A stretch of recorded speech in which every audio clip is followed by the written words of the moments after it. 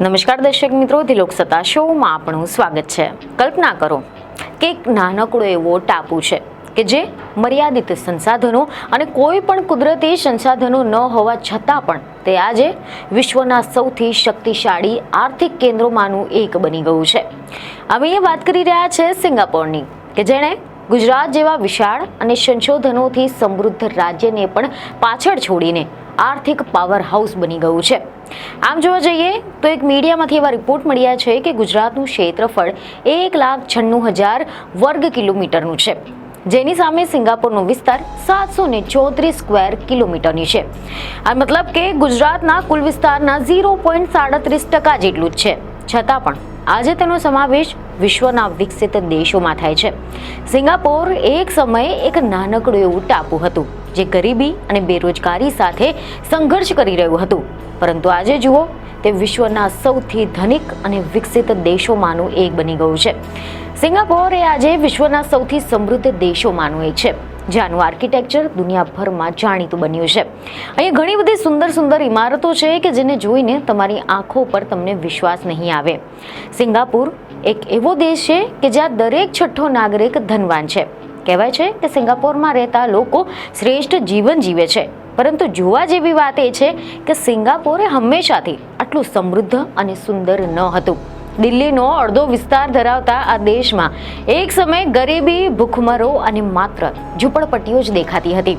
એક સમય એવો હતો કે જ્યારે આ દેશ આઝાદ થયો ત્યારે તેના શાસકો પાસે કદાચ જ કોઈ એવી વસ્તુ હતી કે જેનાથી તેઓ આ દેશને ગરીબીમાંથી બહાર લાવી શકે, જેથી એ સમયે સિંગાપોર પાસે ખેતીલાયક જમીન પણ ન હતી કે ન તો ખનીજ સંસાધનો હતા। લોકો ઝૂંપડપટ્ટીઓમાં રહેતા હતા, પરંતુ આજે સિંગાપોર એ એવો દેશ છે કે જે દેશના લોકોનું સરેરાશ વેતન વિશ્વમાં 9મા ક્રમે છે। કન્સલ્ટિંગ ફર્મ જુનિપર રિસર્ચ પ્રમાણે મોબિલિટી, સ્વાસ્થ્ય, સુરક્ષા અને ઉત્પાદકતામાં સિંગાપોર એ વિશ્વના અગ્રણી દેશોમાં સામેલ છે। એટલું જ નહીં, ધ ઇકોનોમિસ્ટના રેન્કિંગમાં સિંગાપોર છેલ્લા 11 વર્ષમાં, આ વાત છે વર્ષ 2023ની સ્થિતિ પ્રમાણેની, જેમાં 9 વખત વિશ્વનું સૌથી મોંઘું શહેર રહ્યું હતું। હવે અહીંયા આપણે સૌને એમ થાય છે કે સિંગાપોર કે જે એક સમય સૌથી ગરીબ દેશોમાંનું એક હતું, જ્યાં લોકોને પૈસાની એટલી બધી અછત હતી કે તેઓને ભોજન અને પાણી જેવી સમસ્યાઓનો પણ સામનો કરવો પડ્યો હતો। પછી આવી બધી જ સ્થિતિમાં આ દેશ કેવી રીતે આખરે વિશ્વના સૌથી અમીર દેશોમાંનું એક બની ગયો?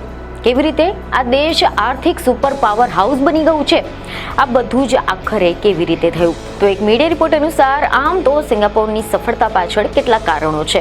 ઉદાહરણ તરીકે, મજબૂત નેતૃત્વ એ સિંગાપોરના વિકાસમાં મહત્વપૂર્ણ ભૂમિકા ભજવી છે। લી કુઆન યુ જેવા જે નેતા છે, તે નેતાએ દેશને વિઝન આપ્યું હતું અને વિકાસ માટે જરૂરી નીતિઓ અપનાવી હતી। આના ઉપરાંત સિંગાપોર સરકાર હંમેશા શિક્ષણને પ્રાથમિકતા આપે છે। ગુણવત્તાયુક્ત શિક્ષણે દેશમાં કુશળ કાર્યબળનું નિર્માણ કર્યું છે અને નવા વિચારોને પ્રોત્સાહન આપ્યું છે। પરંતુ આના પહેલા જ્યારે બીજું વિશ્વયુદ્ધ થયું હતું, આ બીજા વિશ્વયુદ્ધમાં સિંગાપોર જિબ્રાલ્ટર ઓફ ધી ઈસ્ટ તરીકે ઓળખાતું હતું, કારણ કે બ્રિટિશ સેનાઓ મોટી સંખ્યામાં સિંગાપોરમાં તહેનાત કરાઈ હતી। પરંતુ વર્ષ 1942માં જાપાને બ્રિટનને કારમી રીતે પરાસ્ત કર્યું હતું। ત્યારે બ્રિટનના વડાપ્રધાન વિન્સ્ટન ચર્ચિલે આ હારને બ્રિટનના ઇતિહાસનું સૌથી મોટું નુકસાન અને સૌથી મોટું આત્મસમર્પણ ગણાવ્યું હતું। વર્ષ 1944થી 45માં અમેરિકાના વિમાનોએ જાપાન શાસિત સિંગાપોર પર હુમલો કર્યો હતો। આ હુમલામાં સિંગાપોર પર ભયાનક બોમ્બમારો કરવામાં આવ્યો હતો, જેનાથી ત્યાંના વેપારી બંદરો ધ્વસ્ત થઈ ગયા હતા। પરંતુ ત્યારબાદ સિંગાપોરે જાણે કે પોતાનું ભવિષ્ય જાતે જ લખી નાખ્યું। જ્યારે જાપાનના શાસન સમયે સિંગાપોરના લોકોએ તમામ પ્રકારનો ત્રાસ વેઠ્યો, ત્યારે 16મી સપ્ટેમ્બર 1923એ જન્મેલા કુઆન યી એક ચીની પરિવારની ત્રીજી પેઢીના પુત્ર હતા અને સિંગાપોરની અંગ્રેજી મીડિયમ સ્કૂલમાં અભ્યાસ કરનાર લી કુઆન યુનો જે વ્યવહાર હતો તે પણ અંગ્રેજો જેવો જ હતો। એટલું જ નહીં, બાળપણમાં લોકો તેમને હેરી લી કહીને બોલાવતા હતા। જાપાનના શાસન દરમિયાન લી કુઆનનું ભણવાનું ખૂબ જ બગડ્યું હતું, પરંતુ યુદ્ધ પૂર્ણ થવાની સાથે જ કુઆને લંડન સ્કૂલ ઓફ ઇકોનોમિક્સ અને કેમ્બ્રિજ યુનિવર્સિટીમાંથી અભ્યાસ કર્યો હતો। વિદ્યાર્થી કાળથી જ સમર્પિત અને સમાજવાદી રહેલા લી કુઆન એ સિંગાપોર પાછા આવીને એક ટ્રેડ યુનિયનના વકીલ બન્યા હતા। ત્યારબાદ તેમણે 1954માં પીપલ્સ એક્શન પાર્ટી એટલે કે PAPની સ્થાપના કરી હતી અને ત્યારબાદ લી 40 વર્ષ સુધી આ પાર્ટીના મહાસચિવ રહ્યા હતા.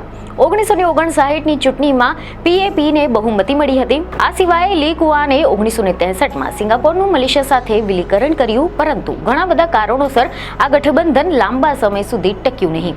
ત્યારબાદ 1965માં આર્થિક, રાજકીય, વૈચારિક ગજગ્રાહ અને જાતીય સમૂહોની વચ્ચે થયેલા સંઘર્ષ પછી સિંગાપોર સંઘમાંથી નીકળી ગયું અને તારીખ 9મી ઓગસ્ટ 1965ના રોજ સ્વતંત્ર અને સાર્વભૌમ રાષ્ટ્ર બન્યું હતું.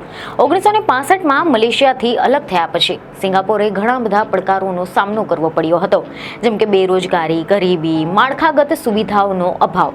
પરંતુ તેમના નેતાઓ, ખાસ કરીને સ્થાપક વડાપ્રધાન લી કુઆન યુ એ સિંગાપોરને આર્થિક પાવર હાઉસ બનાવવાનું સ્વપ્ન જોયું હતું. શરૂઆતના વર્ષો સુધી બ્રિટિશ રાજ, જાપાનનું શાસન અને પછી મલેશિયાના અંકુશમાંથી આઝાદ થઈને સિંગાપોર એક સ્વતંત્ર રાષ્ટ્ર તરીકે આકાર લઈ રહ્યું હતું. પરંતુ આ દેશ પાસે એવી કોઈ જ ચીજ વસ્તુ ન હતી કે જે દેશના વિકાસમાં ઉપયોગી સાબિત થઈ શકે. મોટાભાગના લોકો ઝૂંપડપટ્ટીમાં રહેવા મજબૂર બન્યા હતા. વર્લ્ડ બેંકના રિપોર્ટ પ્રમાણે 1965માં સિંગાપોરની વ્યક્તિ દીઠ GDP એ $516 હતી અને દેશની લગભગ અડધી જનસંખ્યા અશિક્ષિત હતી. પછી આમ છતાં પણ સિંગાપોરની વ્યક્તિ દીઠ જે GNP છે તેમાં 1960થી 1980 સુધીમાં 15 ગણો વધારો થયો હતો.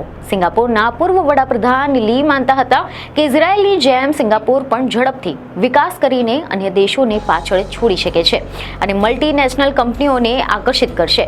જો કે એક પાયમાલ અને નાના દેશથી કાચની ઇમારતોનો દેશ બનાવવાની જે પ્રક્રિયા છે, આમાં સિંગાપોરના લોકોએ મોટી કિંમત ચૂકવી પડી હતી.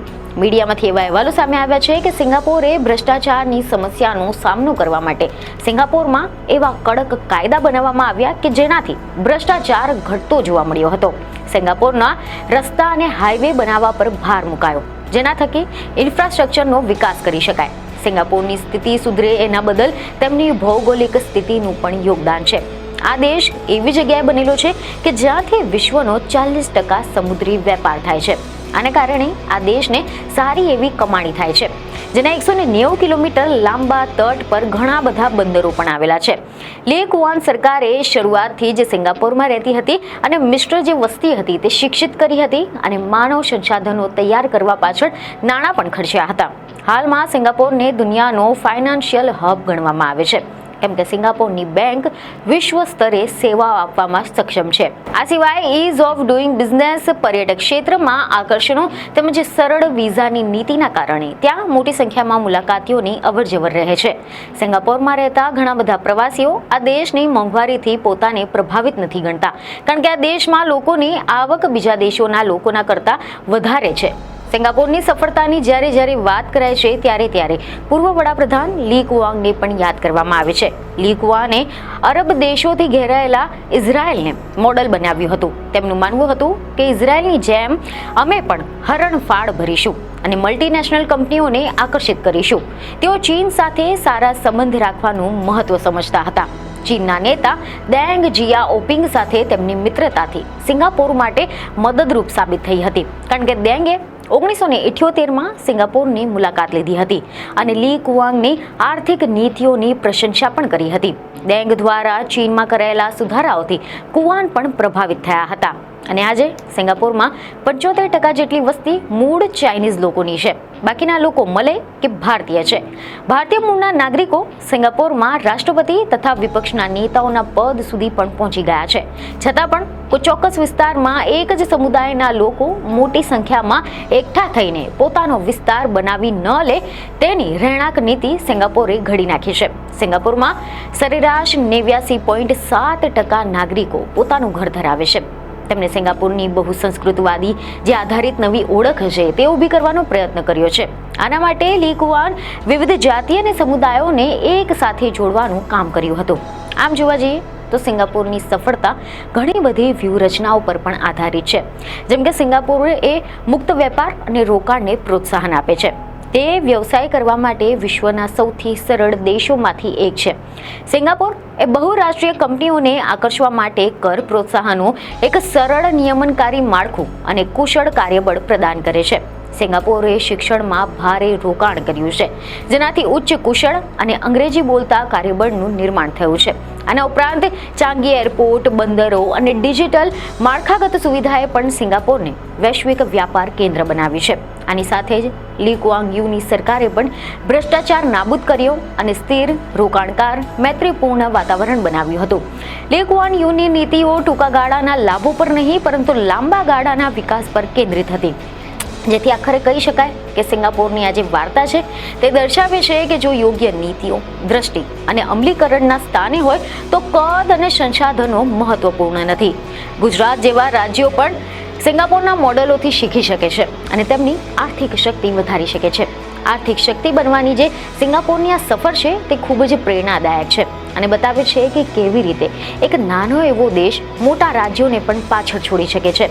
તો હવે આ વિષય પર તમારો શું અભિપ્રાય છે તેમને કોમેન્ટમાં જરૂરથી જણાવો. બીજને ખબરો સાથે ફરી મળીશું. ધન્યવાદ.